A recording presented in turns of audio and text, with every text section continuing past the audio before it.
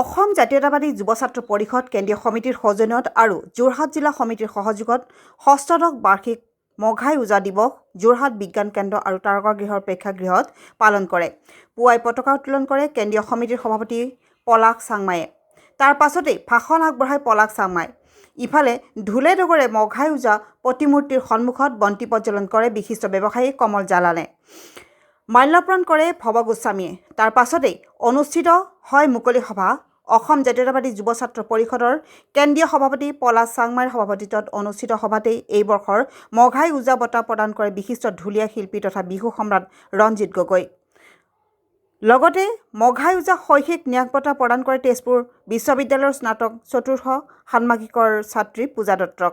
যোৰহাটৰ পৰা ধ্ৰুৱজ্যোতি পাচনিৰ ৰিপৰ্ট AIN লাইভ। মঘাই ওজাক আচলতে যেনেধৰণে স্বীকৃতি দিব লাগিছিল চৰকাৰী পৰ্যায়ত সেই স্বীকৃতি নাপালে আজি কুকতি। কিন্তু কেৱল মাত্ৰ অসম জাতীয়তাবাদী যুৱ ছাত্ৰ পৰিষদেহে আমি যিকণ পাৰোঁ মঘাই ওজাক জীয়াই ৰাখিবলৈ চেষ্টা কৰিছোঁ। এটা সময় আছিল মঘাই ওজাৰ সমাধি ক্ষেত্ৰ একেবাৰে জৰাজীৰ্ণ অৱস্থাত আছিল। আপোনালোকে সকলোৱে জানে, মোতকৈ ভালকৈ জানিব আপোনালোকে যিহেতু যোৰহাটৰ সাংবাদিক। গতিকে সেই সমাধি ক্ষেত্ৰ অসম জাতীয়তাবাদী যুৱ ছাত্ৰ পৰিষদে নিৰ্মাণ কৰিলে। মঘাই ওজাৰ প্ৰতিমূৰ্তি যোৰহাটৰ মাজমজিয়াত অসম জাতীয়তাবাদী যুৱ ছাত্ৰ পৰিষদে স্থাপন কৰিলে আৰু প্ৰতি বছৰে মঘাই ওজাৰ নামত এটি বঁটা লোকশিল্পী এগৰাকীক প্ৰদান কৰা হয়। 16 বছৰে এই কাৰ্যসূচী চলি আহিছে। গতিকে সেইটো আমি অসম জাতীয়তাবাদী যুৱ ছাত্ৰ পৰিষদে কৰিছোঁ। কিন্তু মঘাই ওজা কেৱল মাত্ৰ এগৰাকী ঢুলীয়া শিল্পী নাছিল, তেওঁ ৰাজনৈতিকভাৱে এগৰাকী সামাজিকভাৱে যথেষ্ট সচেতন এগৰাকী ব্যক্তি আছিল।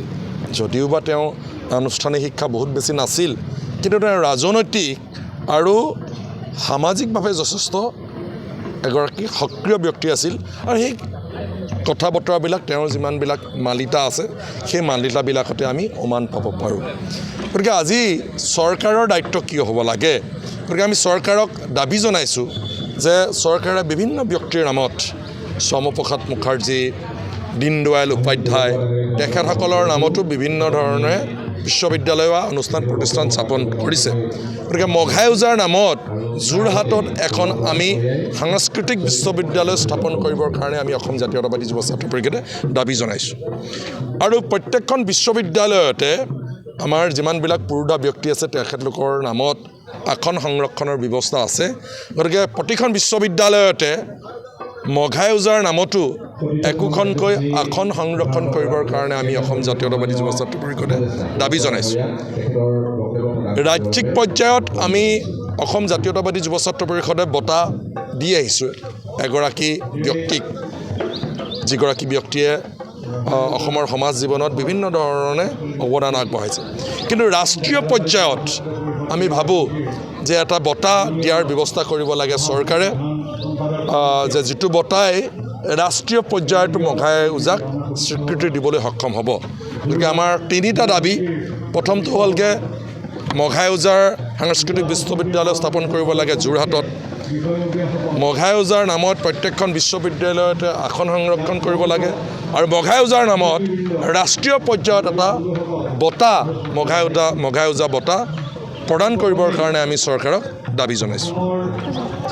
অসম জাতীয়তাবাদী যুৱ ছাত্ৰ পৰিষদে বিহুৱা শিল্পী, ঢোলৰ শিল্পী ৰঞ্জিত গগৈক, এগৰাকী চিনাকী ব্যক্তি অসমৰ ৰঞ্জিত গগৈ ডাঙৰীয়াক এই বছৰৰ মঘাই ওজা বঁটা আমি অসম জাতীয়তাবাদী যুৱ ছাত্ৰ পৰিষদে প্ৰদান কৰিছোঁ।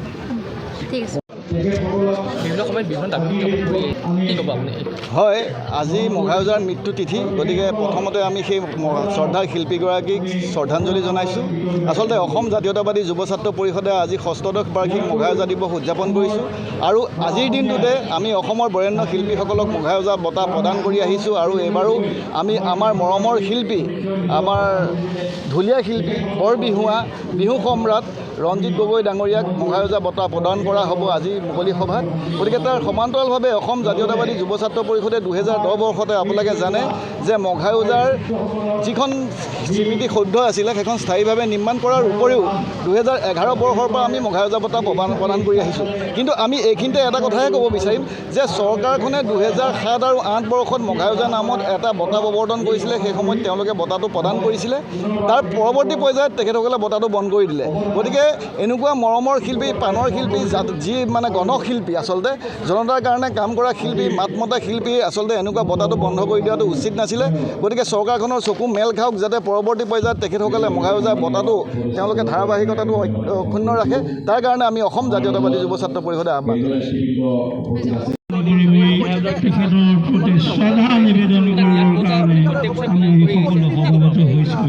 1915 মাৰ্চৰ দিনা আমাৰ অসম মাতৃয়ে সন্তান হেৰুৱালে, যিজনে ঢোলটো কান্ধত লৈ অসমেই নহয় ভাৰতৰ বিভিন্ন ৰাজ্যত আৰু ভাৰতৰ বাহিৰতো ঢোল বাদন কৰি আমাৰ সাংস্কৃতিক যিটো আমাৰ ঢোলটো আমাৰ সংস্কৃতিৰ এটা ভাল মানে চিন স্বৰূপ হয়, তাক আগবঢ়াই লৈ গ'ল।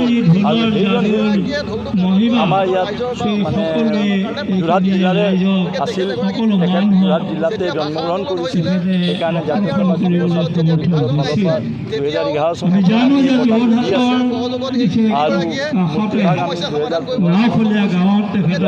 2015 আমি লৈছিলোঁ আৰু সেই হিচাপে আমি কৰিলোঁ। আগতে 33,000 টকা আছিলে বঁটা, এতিয়া 10,000 টকা মানে হাইস্কুল শিক্ষান্ত পৰীক্ষাত উত্তীৰ্ণ কৰা দুখীয়া পৰিয়ালৰ এগৰাকী ছাত্ৰ বা ছাত্ৰীক দিয়া হয়।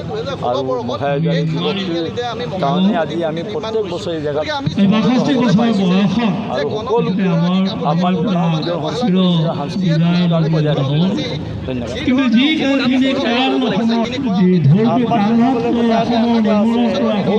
আমাৰ জুবিনদা আমাৰ মাজৰ পৰা নাইকিয়া হ'ল আৰু ইয়াতে এটা ফ্লাইঅভাৰ উদ্বোধন কৰা হ'ল। তাত ভাটৌৰ ছবি, ইগলৰ ছবি আছে, আমাৰ হোৱা নাই। যিকোনো খবৰ আৰু বিজ্ঞাপনৰ বাবে যোগাযোগ কৰক 7896121996।